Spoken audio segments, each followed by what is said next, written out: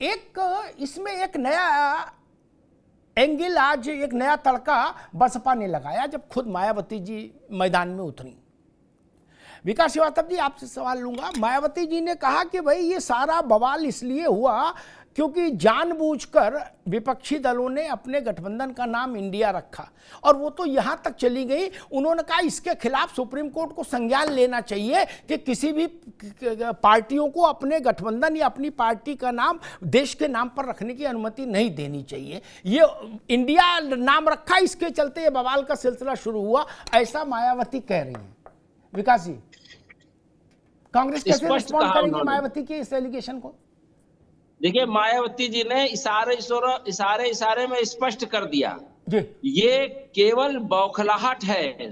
पूरे 9.5 वर्ष बिताने के बाद जब भारतीय जनता पार्टी राम मंदिर के नाम पे, धर्म के नाम पर, और उसका सारा झूठ जितना भी जुमला था जब खुल गया, तो उसकी सच्चाई मायावती जी की जुबान से निकली कि अब इंडिया जुड़ेगा, इंडिया जीतेगा भारत। नहीं, ये नहीं कहा उन्होंने कहा साजिशन रखा है नाम इंडिया। मेरी बात तो सुन लो, उन्होंने कहा साजिशन इंडिया नाम रखा है। भाई आप बातें पलट दी। अमिताभ जी, पूरी बात जनता के, आपकी सम्मानित जनता को पूरी बात तो आने दीजिए। मायावती जी को भी अभी कुछ देर लगेगी, देर बहुत नहीं होने देंगी, वो आएंगी और भारतीय जनता पार्टी को दलित, अल्पसंख्यक और इस देश का अति पिछड़ा उखाड़ फेंकने के मूड में है, क्योंकि 9.5 साल तक केवल झूठ परोसा गया है। इसलिए यह बौखलाहट है। इंडिया गठबंधन की जीत को, INDA पर उसका हिम्मत नहीं है कि उसका विरोध कर सके। तो आज ये एक वो जो होता है ना, फर्जी डिग्री लेकर कोई अनपढ़ जाहिल व्यक्ति से अगर आप लड़ाई लड़ेंगे तो कुतर्क करेगा। एप्पल को सेब कहिए या एप्पल कहिए, सेब का मतलब ही एप्पल है। मंतव्य से इस देश के 140 करोड़ लोगों को भटकाने का षड्यंत्र त्यागी जी की पार्टी कर रही है, RSS बीजेपी कर रही है, क्योंकि उसके पास जब कॉपी लिखने के लिए कुछ है ही नहीं, पूरी तरीके से। ठीक है विकास जी, अभी रुकना होगा। एक मिनट रुकिए, एक मिनट। ठीक है, आगे बात। आप फिर से पेशा नहीं करो, आगे दिग्भ्रमित करने का षड्यंत्र चल रहा है। ये षड्यंत्र को जस्टिफाई कर रही है बीजेपी। चलो 1 मिनट और बोल लो भैया, रिपीटिशन हो रहा है इसलिए अब रुक जाओ, मजा नहीं आएगा जनता को रिपीटिशन में। नहीं बात करो, ठीक है, मजा तो खूब आएगा, इंतजार करिए। 24 लोग, मैं क्या बात रोक दीजिए, आगे बात। मोहम्मद तकी दुनिया के नक्शे में एक देश है टर्की, क्या 2022 तक वो टर्की था क्या? 2022 में उसने अपने को तुर्की कर लिया, पूरी दुनिया ने अपना रजिस्टर सुधार लिया, तुर्की हो गया क्या? कोई हंगामा नहीं हुआ, किसी का बीपी नहीं बढ़ा, ना उनके बालों का बढ़ा ना दूसरों का बढ़ा। नहीं, थाईलैंड ने भी अपना नाम बदला था। तकी साहब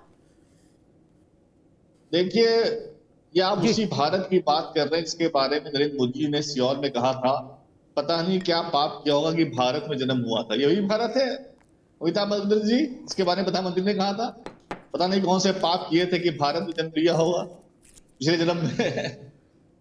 अरे कोई ढंग की बात करो, प्रधानमंत्री हो, आपकी तो बड़ी जान पहचान है नरेंद्र मोदी जी से। मैंने सुना आपकी बात सुनते हैं, उनसे कान बजा कहिएगा कि नरेंद्र मोदी जी आप भारत के प्रधानमंत्री हैं और जनता को बड़ी अपेक्षाएं आपसे।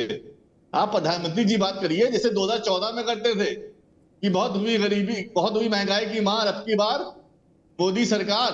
और जो आप कहते थे कि आपका जो बटन दबा रहे हैं, जो वोट डाल रहा है, हर वोट नरेंद्र मोदी को जा रहा है, हर बात के नरेंद्र मोदी जवाब देंगे, और नरेंद्र मोदी ने प्रेस कॉन्फ्रेंस नहीं करी है। थोड़ा तो अमिताभ जी आपको बुरा लगता होगा, इतने बड़े वरिष्ठ पत्रकार हैं आप, कि नरेंद्र मोदी जी ने एक बार आपको नहीं बुलाया, अक्षय कुमार को बुला लिया जो एक्टिंग करते थे। थोड़ा सा दर्द हो गए, चुपती हुई बात कहीं पे कि अमिताभ जी ने 40 साल पत्रकारिता में निकाल दिए, इतनी अच्छी अच्छी बातें करी, लेकिन कभी भी नरेंद्र मोदी जी ने अमिताभ जी को नहीं बुलाया इंटरव्यू के लिए। बुलाया किसको? अक्षय कुमार को। आम काट के कैसे खाते हैं, आलू कैसे काट के खाते हैं, सब बातों के लिए थोड़ा सा दर्द होता होगा अमिताभ जी, कहीं तो थोड़ा सा ये बात बुरी लगती हुई आपको भी कि आप इतना संघर्ष किया, ऐसा आपने जो नाम किया है, बहुत संघर्ष बात किया है। ठीक है, तो ये सब बातें करना छोड़े और जनता को जवाब दे। महंगाई की मार पड़ रही है, उसको कंट्रोल करे, जनता को शिक्षा की बात करें, ठीक है, आप अस्पतालों की बात करें, ठीक, त्याग, एक मिनट तक ही साहब, एक मिनट रुकना होगा। उनकी बात करें। हाँ, आपने जो बात कही उसी पर मैं कहता हूं कि विपक्षी दल पहले तीखी प्रतिक्रिया देते हैं, फिर 5 मिनट बाद उस प्रतिक्रिया से पीछे हटते हुए कहते हैं भाई मुद्दों की बात करो। क्या ये बेहतर नहीं हो मनोज यादव कि जो चीज आपको लगता है कि नॉन इशू है उस पर प्रतिक्रिया मत दीजिए, अपने इश्यूज पर टिके रहिए। नहीं, उस पर प्रतिक्रिया देने की क्या जरूरत थी कि राष्ट्रपति भवन खाली करें? राष्ट्रपति, ये बोलने की जरूरत नहीं थी।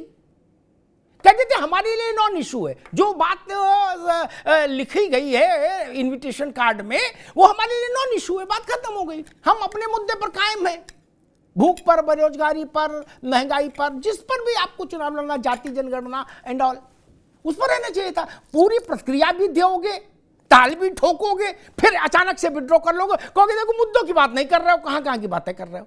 नहीं, तो प्रतिक्रिया नहीं देनी चाहिए और ये जनता को बता देना चाहिए कि हमारे निगाह में ये मुद्दा नॉन एग्जिस्टिंग है, इस मुद्दे का कोई वजूद नहीं हमारी निगाह में, ये बोल देना चाहिए था। मनोज जी, मुद्दों के आधार पे ही लड़ेगा, और जब हमारा कॉमन मिनिमम प्रोग्राम आएगा तो मुद्दे बहुत तेजी से वैसे ही राइज होंगे जैसे सूरज पूरब से निकलता है। आपने तुर्की और तुर्किया की जिक्र किया तो मुझे एक और देश का नाम याद आ गया। महाकवि रचयिता तुलसीदास जी ने जब रामचरितमानस लिखा था तो उसमें लगातार श्रीलंका का जिक्र किया था, लेकिन जब हम आधुनिक भारत में आए तो हमको कहीं श्रीलंका दिख ही नहीं रहा। हम स्कोप, टेलीस्कोप सब लगा रहे थे, कहीं श्रीलंका दिख ही नहीं रहा था। इस देश की एक प्रधानमंत्री थी श्रीमती इंदिरा गांधी जी ने, उन्होंने श्रीलंका को ढूंढा और उस जो सीलोन था उसको बड़ी मदद करके, आर्थिक मदद करके श्रीमती इंदिरा गांधी जी ने सीलोन को श्रीलंका किया, जिससे कि तुलसीदास जी की आत्मा को कम से कम श्रीलंका तो मिल जाए। तो मिल गया था श्रीलंका। तो मैं इसलिए इस बात का जिक्र कर रहा हूं अमिताभ जी, बड़े चर्चे होंगे, थोड़ा पीछे के घर का दरवाजा तो खोलो, मजा बहुत आएगा। हम अपने मुद्दे पे रहेंगे, बीजेपी आरएसएस जिन जिन मुद्दों पे ले चलेगी, दावे से करें हम भगौड़े टाइप के कबीर, हमारा इतिहास भी शानदार रहा है, हम इनके हर मुद्दे का जवाब भी देंगे। अगर ये भारत करना चाहते हैं, इंडिया हटाना का भी जवाब देंगे। अगर ये चाहते हैं कि ये विपक्ष बिल्कुल किसी लायक नहीं है तो इसका भी आपको जवाब देंगे। भ्रष्टाचार से लड़के थक गए, राष्ट्रभक्ति पूरी कर चुके, अर्थव्यवस्था 5वें तक लाके हाँफ गए, तो अब आए हैं इंडिया को भारत करने। पता चल गया देश को कि 8वीं पास फर्जी डिग्री कितना बेस्ट कर सकता है। अमिताभ जी आपको धन्यवाद जी। आगे मनोज, आगे बात। अविनीश त्यागी, भारत के लोकतंत्र में एक बड़ी कमी ये है कि इसमें थितरई का इनपुट बहुत ज्यादा है। क्या थितरई समझते ना आप? अपने कहे पर टिकना नहीं। क्या बिल्कुल, सोमवार को बोलो, मंगल को मुकर जाओ, कोई ना, ऐसी बात नहीं। अरे मनोज, आप मेरी आपकी आवाज नहीं जाएगी ना, अभी अब आई जाएगी नहीं, अभी रुकना होगा। आपको अवसर मिला तो उस वक्त सारी बात कह लेते, अब नहीं आएगी। ठीक, मैं कहता हूं कि मेरे लिए सबसे बड़ा नपना है जनादेश। आप अच्छे हैं तो जनता आपको वोट कर रही है, आप अच्छे नहीं है तो जनता वोट नहीं कर रही, बात खत्म हो गई। नहीं, इसमें एक दूसरे का कुर्ता फाड़ने की तो नौबत नहीं आनी चाहिए। जनता ने जिनको नकार दिया, इसका मतलब लोकतंत्र में जनता उनको पर भरोसा नहीं कर रही। जब अच्छे मानती थी तो वोट करती थी। ये बेसिक चीज सबको ख्याल रखना चाहिए। खैर त्यागी जी, मैं समझना ये चाह रहा हूं कि आपके मन में अचानक से ये जो विचार आया कि भाई ऐसा एक करना चाहिए कार्य, भारत को अप कर दें, इसको डेड लेटर में कन्वर्ट कर दें। मान लीजिए हम कोई फेरबदल ना भी करें कॉन्स्टिट्यूशनली, तो भी संविधान ने ये तो रोक लगाई नहीं कि आप इतनी दफा इंडिया लिखना मजबूरी है। ठीक है ना, भारत से भी काम चल जाएगा, या जहां लिखना होगा वहां इंडिया भी लिख देंगे। तो ये अचानक से आपके मन में ये विचार क्यों आया? इसके पीछे की पॉलिटिक्स क्या है त्यागी जी? देखिए अमिताभ जी, कोई पॉलिटिक्स, भारत के नाम की बातें करते रहे हैं, माननीय मुख्यमंत्री योगी आदित्यनाथ जी ने भी एक बार सदन में उठाया था कि इस तरह से इसका भारत जी। नाम, तो ये कोई ऐसी बात नहीं कि अजूबी बात हो, ये क्योंकि ये भारतीय जनता पार्टी के चुनाव आते पूरे आते देश की जनता को फैलाया जा सके, पूरी जनता देश का की मन जनता ध्यान हटाया चाहती जा है सके, कि भारत की इसलिए पहचान, भारतीय जनता पार्टी से काम कर तो रही है। भारत की पहचान इंडिया की पहचान से बाहर निकली, तो ऐसा कोई अभी केवल अवनीश त्यागी की आवाज जाएगी जी। हाँ ये कोई दिक्कत इसमें कुछ नहीं थी। इंडिया तो बिल्कुल ऐसा ही नाम है उनका भी। मेरी जो व्यक्तिगत राय है, जैसे कांग्रेस के एक बड़े नेता जो आजकल मुख्यमंत्री प्रधानमंत्री की दौड़ में लग रहे हैं, बड़ी बड़ी बातें कर रहे हैं, भारत जोड़ो आंदोलन करी पर इंडिया नाम पे बढ़ गए, अब उनका नाम जनता कुछ और ले रही है, तो नाम क्या जो जनता ले रही है वो रख दिया जाए। नाम तो वो रखा जाएगा ना जो हमने पास किया, जो संविधान सभा ने पास किया। इंडिया भी था उसमें, भारत भी था, अब भारत का इस्तेमाल कर लिया तो इसमें कौन बवाल हो गया, कौन ऐसी आफत आ गई कि जो इतनी बिलबिलाहट है।